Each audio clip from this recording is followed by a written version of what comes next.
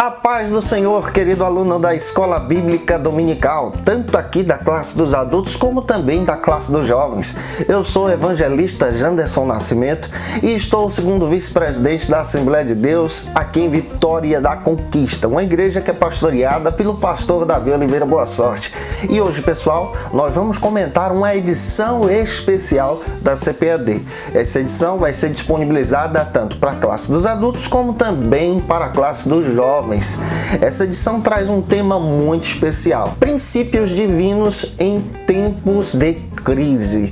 É claro que Deus em Cristo vai falar poderosamente com você, aonde a gente vai analisar exatamente a reconstrução de Jerusalém e o reavivamento espiritual com um exemplo para os nossos dias. Essa lição foi disponibilizada pela CPAD em 1993, no terceiro trimestre. Esse texto foi escrito pelo pastor Eurico Bergsten e eu espero que Deus em Cristo possa abençoar você. Essa é uma medida da CPAD neste terceiro trimestre para as igrejas que não desejarem repetir o segundo trimestre de 2020. Ó, gente boa, você que está chegando hoje pela primeira vez, aproveita, se inscreve no canal. Você pode se inscrever nesse bonequinho que está aqui do lado, ou você pode se inscrever aí no link na descrição desse vídeo. Que Deus te abençoe, tá? Lembrando também, deixa aí o likezinho. O teu likezinho é muito importante para ajudar a gente. Deixa também o teu comentário, coloca aí hashtag glória a Deus, hashtag tamo junto, que Deus te abençoe sim, em nome de Jesus. Lembrando a você que a gente vai deixar disponível também no link na descrição desse vídeo as lições do segundo trimestre de adultos, jovens, juvenis, discipulado, adolescentes vencedores. Tem muita coisa boa aqui no canal, é só você procurar no link na descrição desse vídeo, assim como também as nossas playlists organizadas aí para você. Eu tô muito empolgado para essa lição. Eu espero que Deus te abençoe sim, aprendendo junto conosco em nome do Senhor Jesus. Então vamos lá, vamos deixar de conversa, vamos para o primeiro ponto da aula de hoje em nome de Jesus.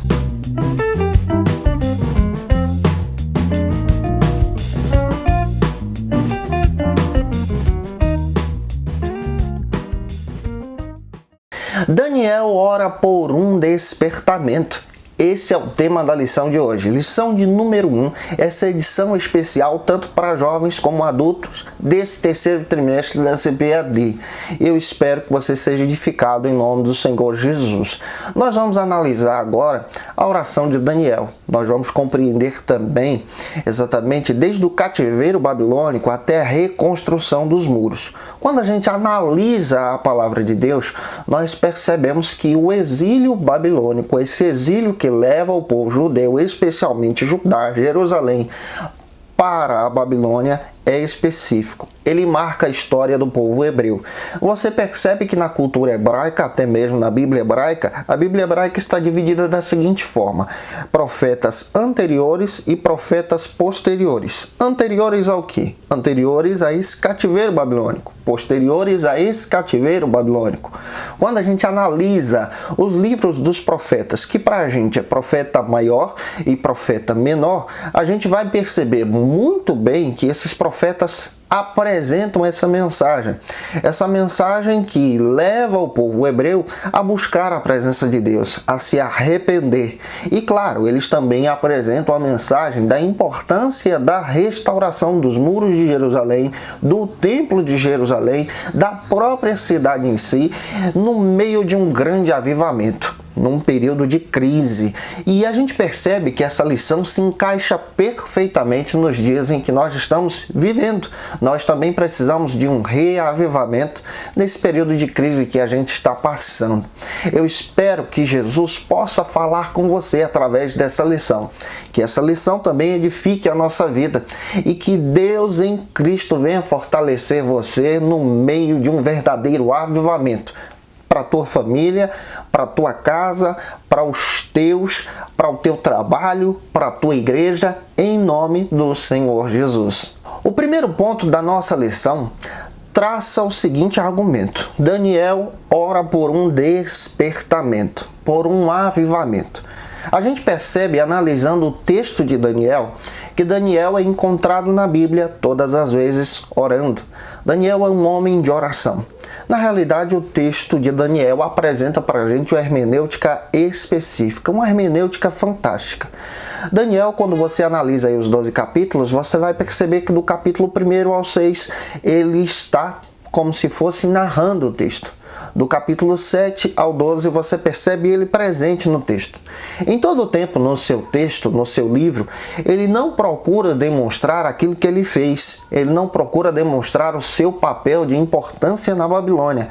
Mas em todo o tempo, no seu texto, ele procura demonstrar a soberania de Deus. De um Deus que estava em favor dos fiéis. De um Deus que trabalhava pelo seu povo. Quando a gente analisa, por exemplo, Daniel capítulo 1, nós encontramos Daniel orando e buscando ao Senhor. Daniel capítulo 2, você percebe Daniel orando com seus amigos para ter a interpretação do sonho do rei. Daniel capítulo 3, você percebe que Daniel não é citado nesse texto, porque a importância do texto não é demonstrar o que Daniel está fazendo, mas é demonstrar o que Deus está fazendo em favor dos seus servos, que no caso aqui são os 3 amigos, Misael, Azarias e Ananias, Sadraque, Mesaque e Abidnego. Você percebe também dentro do texto bíblico que a importância daquele capítulo 3 é demonstrar que Deus estava respondendo a oração desses homens fiéis, desses homens que foram fiéis a Deus e caminharam com Deus no meio do fogo. Capítulo 4, você encontra Daniel ali mais uma vez envolvido no palácio. Capítulo 5, ele está presente. Capítulo 6, 7 e 8, principalmente o 6, você encontra Daniel sendo perseguido por ser um homem de oração. Capítulo 7, 8 e 9, você percebe Daniel mais uma vez orando. O 10, Daniel está orando mais uma vez. Então a gente percebe dentro do texto bíblico que em todo o tempo Daniel está orando. E quando a gente para analisar o texto de Daniel, capítulo 9 especialmente, ele está orando mais uma vez, depois de meditar na Escritura, depois de meditar na palavra de Deus. E sabe qual é o primeiro princípio, antes da gente entrar nos subtópicos aqui desse primeiro ponto, que eu quero destacar para você sobre Daniel?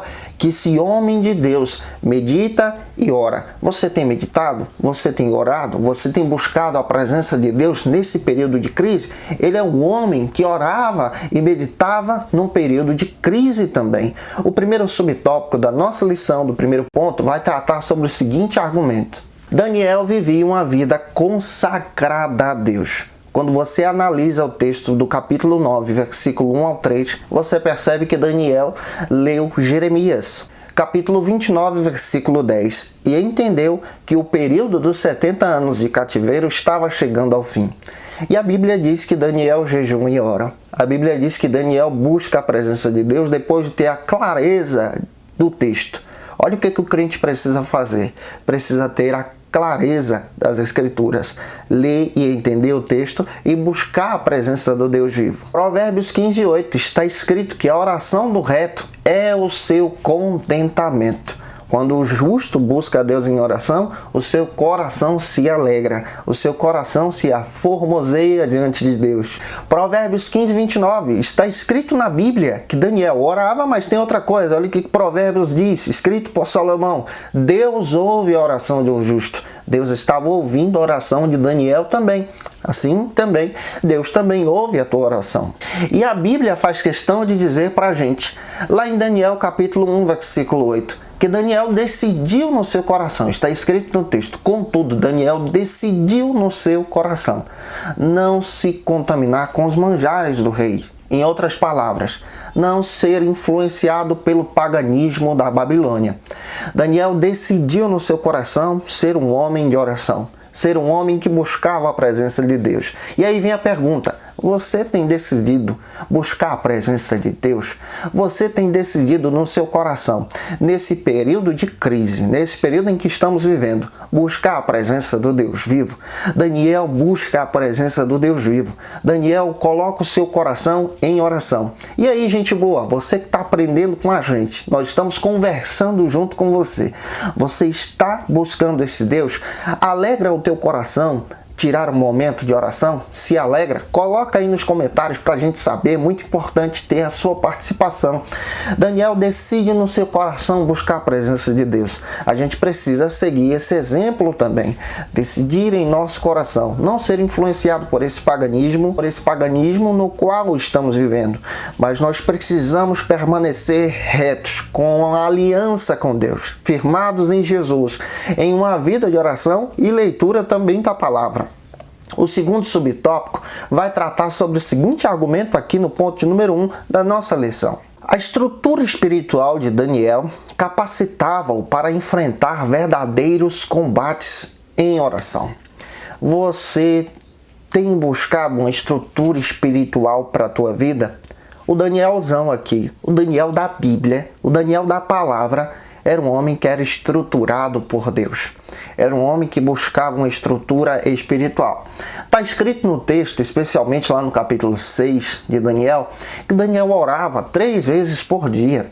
A gente não sabe o período, mas alguns estudiosos chegam a salientar que Daniel orava, por exemplo, às 6 horas da manhã, no nosso horário, ao meio-dia e ao findar da tarde, ou às 3 horas da tarde, buscando a presença de Deus, com as janelas voltadas para Jerusalém. Por que para Jerusalém? Porque nesse período que Daniel está profetizando e orando também, ele acreditava nessa restauração. E lá em Jerusalém era o local de adoração. Lá em Jerusalém era onde estava o templo, mesmo destruído, o terreno estando lá. Daniel está orando e buscando a presença do Deus vivo. O crente precisa orar com esperança. Em tempos de crise, a gente precisa buscar a presença de Deus e buscar essa restauração, essa estrutura espiritual, essa comunhão com Deus vivo no meio da perseguição, no meio da luta, no meio das condições em que estamos vivendo também. Muitos crentes, infelizmente, não conseguem ter uma vida espiritual em oração. Não conseguem nem pedir ajuda. Mas nós precisamos aprender com Daniel. Precisamos de ajuda. Precisamos buscar esse Deus vivo. Olha o que o Paulo diz lá em Romanos capítulo 12, versículo 12. Lê esse texto bíblico com os teus alunos. Você vai perceber essa riqueza da palavra de Deus para o nosso crescimento em Cristo. Tem muita gente que só visita os cultos. Tem muita gente que só quer participar das atividades, mas não querem ter uma comunhão com Deus vivo. O Daniel nos ensina a ter uma comunhão com Deus vivo. E nós estamos vivendo isso nesse período em que estamos passando, esse período de crise pela pandemia. Nós estamos percebendo muito bem sobre a importância de ter uma estrutura espiritual como igreja de Deus. Ser igreja em casa, ser igreja no trabalho, ter uma vida de oração, buscar esse Deus vivo fora das 4 paredes. Está escrito, Daniel 6:10, Daniel orava 3 vezes por dia. Não uma vez, não 2, mas 3, buscando esse Deus vivo. Você tem tirado um período de oração? Você tem tirado um período para buscar o Senhor? Você tem tirado um momento de busca dessa presença gostosa, dessa presença maravilhosa? Se tem, coloca aí nos comentários, porque isso é muito bom. E se tem orado, ore por nós para que Deus nos edifique pela palavra diariamente. Observa o texto de Daniel, capítulo 2, versículo 18 ao 20. Daniel chama os seus amigos para a oração. Daniel influencia as suas amizades através da oração. Daniel tinha companheiros de oração. Como é importante a gente ter esse momento de oração e compartilhar essa oração com verdadeiros amigos, homens e mulheres de Deus, grupos de orações, grupos que são específicos, que nos ajudam. Por exemplo, a Escola Bíblica Dominical pode se tornar um grupo de oração. Um PG, por exemplo, um pequeno grupo, pode se tornar um grupo de oração. Um grupo de oração te ajuda, te edifica a vencer as verdadeiras batalhas que nós enfrentamos, que são batalhas espirituais. Se eu estou te ajudando até aqui, você está compreendendo a palavra de Deus, coloca aí nos comentários, tá bom? Vamos para o nosso terceiro subtópico, que vai falar exatamente sobre um assunto muito importante também. Coincidindo com o período de oração de Daniel, profundas mudanças que estavam para acontecer na Babilônia. É fantástico a gente estudar sobre a oração de Daniel. Primeiro, a gente entende que esse homem era um homem responsável, um homem que buscava a Deus. Mas o Deus eterno, é outro entendimento que nós compreendemos, estava com tudo planejado, movendo a história, movendo os governos através da oração desse homem de Deus. Daniel tinha um contato com os céus e os céus também tinham contato com Daniel. Daniel tinha essas revelações que eram dadas por Deus. E é muito importante a gente compreender esse período histórico da vida de Daniel. Acredita-se que Daniel, por exemplo, ele profetiza por quase 80, 90 anos. Você percebe que o Daniel também tem esse ministério de profetizar, de falar da palavra de Deus. Ele chega na Babilônia aproximadamente com uns 17 anos de idade, adolescente ainda, por aí. Quando você encontra lá capítulo 6 de Daniel, Daniel não tem 23 anos, mas Daniel, de acordo com alguns historiadores, está com a idade próxima aos 85 a 90 anos, lá no capítulo 6. E você percebe que em todo o período da história, Daniel continua orando, continua buscando, continua clamando. Ele é um homem de constante oração, um homem que está de joelhos dobrados e tendo essa revelação dos céus. Capítulo 2, você percebe que Deus abre as portas do entendimento de Daniel, abre as portas do céu e revela para Daniel tudo aquilo que vai acontecer, tanto com a Babilônia como também com os impérios que se levantariam depois. Capítulo 7, capítulo 8 e 9 parece que é uma repetição de todas as profecias e revelações que Deus estava dando para Daniel antes, como se fosse uma repetição do capítulo 2, mas de uma forma diferente. Daniel tem então a clareza de tudo aquilo que vai acontecer, de tudo aquilo que está por vir, porque Deus estava revelando a ele exatamente a importância dessas manifestações em termos de governos, especialmente para a Babilônia.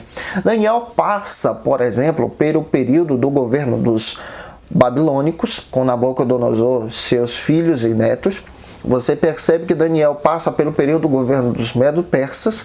Você percebe que Daniel chega até os persas, profetizando e orando e buscando a presença de Deus. E quando a gente analisa, por exemplo, capítulo 5, que é citado até mesmo aqui na lição, você percebe que o Daniel agora está em um período, está em uma fase, profetizando, está trazendo uma mensagem para os babilônicos. E naquele período, historicamente falando, os babilônicos estavam em guerra contra os medo-persas. No texto do capítulo 5, você percebe que o neto de Nabucodonosor profana então os utensílios do templo. É aí que aparece a mão misteriosa na parede, escrevendo Mene, Mene, Tekel, Parsim. Pesado fostes na balança e achado fostes em falta. Ninguém poderia interpretar aquela mensagem, mas Daniel entendia, porque Deus trazia a interpretação daquela mensagem que possivelmente foi escrita na língua hebraica de acordo com alguns estudiosos. E você percebe muito bem, à luz das escrituras, que Daniel não se vende pelas iguarias, pelos presentes, pelos prêmios dados àquele que traria essa revelação, mas ele continua firme em Deus. Muda sim então o governo e você percebe que Daniel está lá na corte orando, buscando ao Senhor e estando de pé diante desse Deus vivo. E quando nós lemos Daniel capítulo 5, versículo 28, você percebe que Daniel traz interpretação, uma profecia, entregando exatamente para Belsazar, dizendo que o reino da Babilônia cairia e seria entregue aos medo-persas. Capítulo 5, versículo 30, naquela mesma noite, Deus cumpriu a profecia através da boca de Daniel. Então você percebe que esse homem de Deus é um homem de oração. E como esse homem de Deus foi levantado por Deus para trazer uma mensagem de Deus para o reino da Babilônia, para os governos que viriam depois. Olha a riqueza de estar em oração. Vamos então para o nosso segundo ponto da aula de hoje, que vai tratar sobre o seguinte argumento aqui na Escola Bíblica Dominical: a resposta das orações de Daniel. Nesse segundo ponto, nós vamos analisar somente dois subtópicos. Você percebe que o texto de Daniel fala sobre um verdadeiro avivamento. Um avivamento pela oração. Como o crente pode experimentar um verdadeiro avivamento? Através da oração, gente. Leitura da palavra, buscando a presença do Deus vivo. Quando nós chegamos no capítulo 9 de Daniel, versículo 1, 2 e 3, faça essa leitura, você vai perceber que Daniel tem um entendimento da Escritura. Ele está lendo a profecia de Jeremias, capítulo 29, versículo 10. Olha só, olha que segredo. Daniel, um homem de Deus, um homem de oração, mas é um homem também de estudo da palavra. Opa, peraí, a gente pode experimentar um avivamento também estudando a palavra? Claro que sim. Eu tive um professor que falava algo que era bem interessante quando eu estava no seminário, falando sobre a importância de buscar um avivamento espiritual. O avivamento espiritual pode ser experimentado pela oração, claro que sim, mas um avivamento espiritual também pode ser experimentado pelo estudo da Escritura.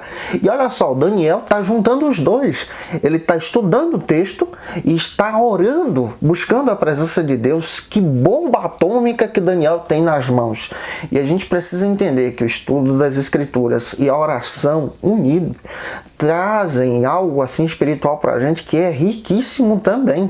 E Daniel está envolvido no governo e ele compreende através da profecia do próprio Jeremias e de Isaías também lá atrás, falando que Deus levantaria Ciro como seu servo. E Daniel está presente ali no governo e entendendo que o governador principal do seu período é Ciro.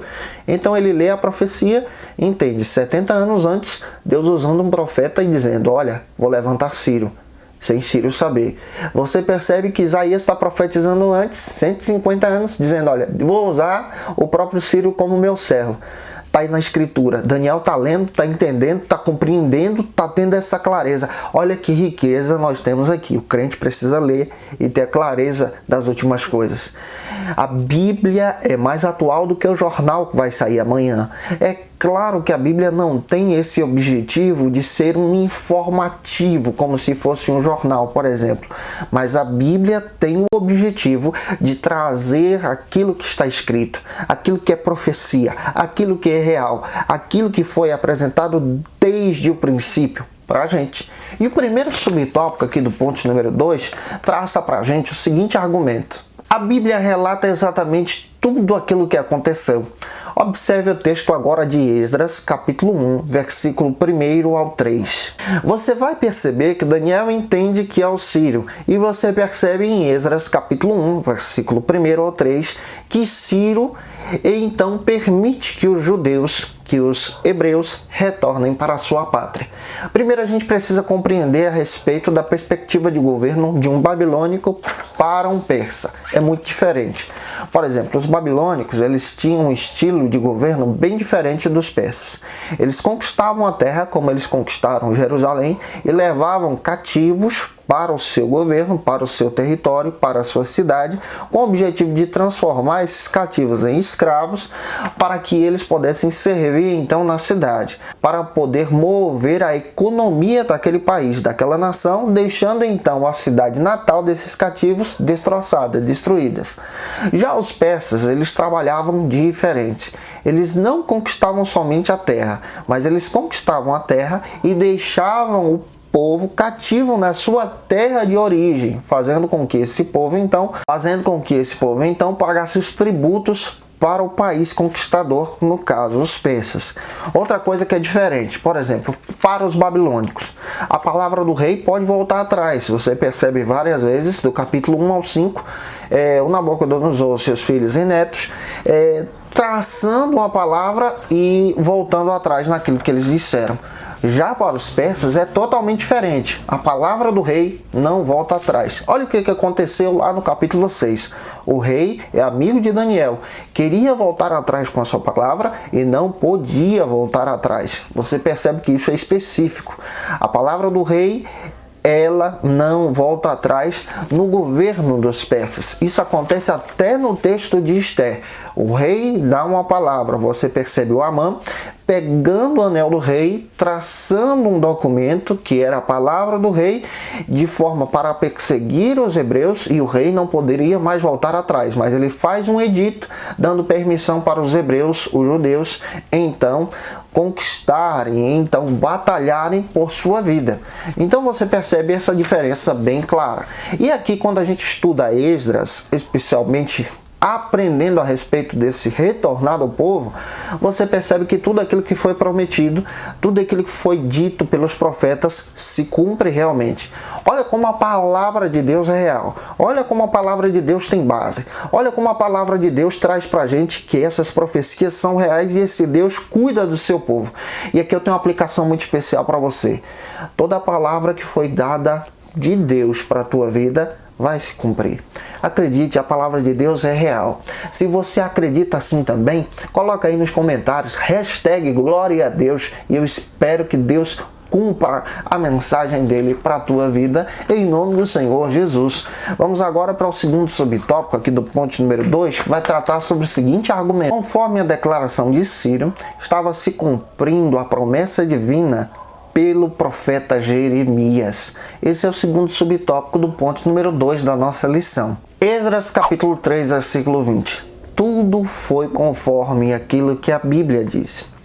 Gente, a palavra de Deus não volta vazia. Ô, gente boa, Deus, quando tem uma palavra para você, Ele cumpre essa palavra. E Deus cumpriu essa palavra para o povo hebreu. Esdras registra exatamente a promessa cumprida, a promessa realizada pela boca do profeta Jeremias. Era Deus que estava estabelecendo isso. Esdras capítulo 1, versículo 3. Todos aqueles que estavam cativos foram libertos e poderiam retornar para as suas cidades se desejassem. Olha Deus cumprindo a promessa depois desses 70 anos. Segundo, o povo de Deus também recebeu a oportunidade da reconstrução e restauração do templo.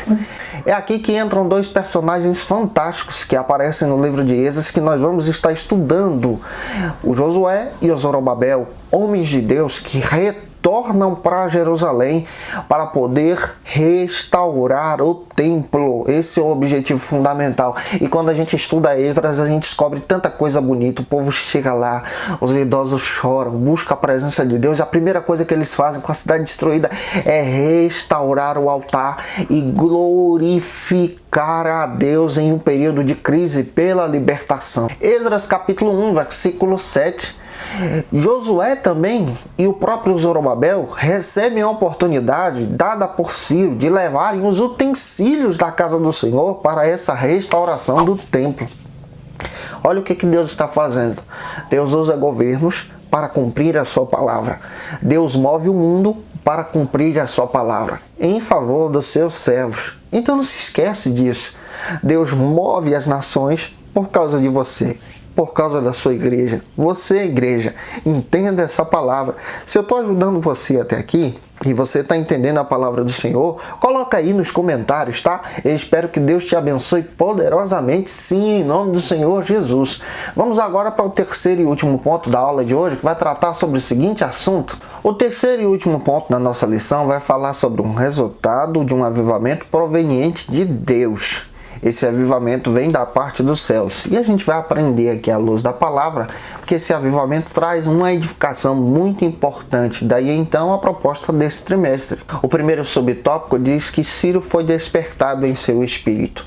À luz da palavra de Deus, à luz das Escrituras, a gente percebe que Deus usa um ímpio para poder apresentar os seus propósitos. O próprio Martinho Lutero faz questão de utilizar esse argumento também, que Deus utiliza até o inimigo para poder cumprir os seus propósitos. Deus utiliza quem Ele quer, porque Deus continua soberano. E na visão de Lutero, você percebe muito bem que Deus é superior ao inimigo. E é claro, Ele é sempre superior. O inimigo não é nada. E à luz das Escrituras, a gente percebe que Deus está usando Ciro, um governante daquele período, um governante da terra, para poder estabelecer os seus projetos e os seus propósitos. Olha só o que está escrito em Esdras capítulo 1, versículo 1. Deus desperta Ciro, para que Ciro então liberte o povo hebreu, para que esse povo pudesse retornar a Jerusalém. Esdras capítulo 1, versículo 2, está escrito que Ciro passou a ver Deus como o Deus dos céus. É claro que estamos falando de uma cultura pagã, de um rei pagão, mas um rei pagão que está reconhecendo o Deus dos céus, o Deus de Israel como Deus verdadeiro. Nabucodonosor, de acordo com Daniel, capítulo 4, demorou muito tempo para reconhecer a grandeza de Deus. Isso é tão interessante que teve um episódio na sua vida ao ponto dele poder perder a razão, perder a consciência, de se tornar um verdadeiro animal, de se estar entre as bestas, para então ele reconhecer a grandeza de Deus. Paulo, em Atos capítulo 9, versículo 5, reconheceu a grandeza de Jesus quando ele foi derribado pelo Senhor, quando ele caiu ao chão, quando ele estava perseguindo a igreja de Deus. Tem muita gente que só reconhece a grandeza de Deus em situações difíceis da sua vida. E estamos vivendo em um período de despertamento espiritual, em um período de crise, em um período difícil. E é aqui que a gente precisa reconhecer a presença desse Deus vivo. Reconhecer que esse Deus vivo está lutando em nosso favor. Ciro também demonstra que teve a experiência que Deus é santo. Quando Nabucodonosor pega os utensílios do templo e guarda esses utensílios em um templo de um deus pagão na Babilônia, Ciro liberta esses utensílios para que esses utensílios voltassem no seu local de origem, lá em Jerusalém. É aí que Zorobabel entra, retornando com esses utensílios para a restauração do templo. Esdras capítulo 1, versículos 7 ao 11, você percebe que voluntariamente ele contribui até mesmo para a permissão da reconstrução do templo, para que esse templo pudesse ser restaurado em si. Ele financia esse retorno também. Então você percebe que Ciro aqui acaba sendo um instrumento na mão de Deus, um instrumento na mão do Deus vivo, reconhece a grandeza desse Deus. E o último subtópico da nossa lição vai tratar sobre o seguinte argumento. Ciro recebe então bênçãos espirituais. Praticamente 150 a 200 anos antes, o próprio profeta Isaías profetizou sobre Ciro. Lá em Isaías 45, versículo 1, Deus usa a boca de Isaías antes de Ciro nascer, dizendo que Ciro seria um instrumento. E aqui você percebe a soberania de Deus. Esse Deus que tem todo o controle na palma da sua mão. Esse Deus que sabe de tudo aquilo que vai acontecer antes que aconteça. E a gente está vivendo esse período compreendendo que Deus está com todo o controle na palma da sua mão. E é um tempo de despertamento espiritual para a gente que é aluno da escola bíblica, para você que é membro da tua igreja. A gente precisa compreender isso. E Ciro desfruta dessas bênçãos porque ele é obediente a Deus. Mesmo sendo ímpio, ele reconhece a grandeza desse Deus vivo.